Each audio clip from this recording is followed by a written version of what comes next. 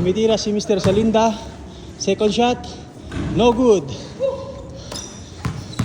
Third shot. Yes. Another shot. Okay. Pangalawang tira. Tumira. Kapus. Pang-anim na tira. Tira. Wala pa rin. Pang-pito. Ayun, pumasok na. Finally. Isa pa. Hindi pumasok. Tumira ulit. No good.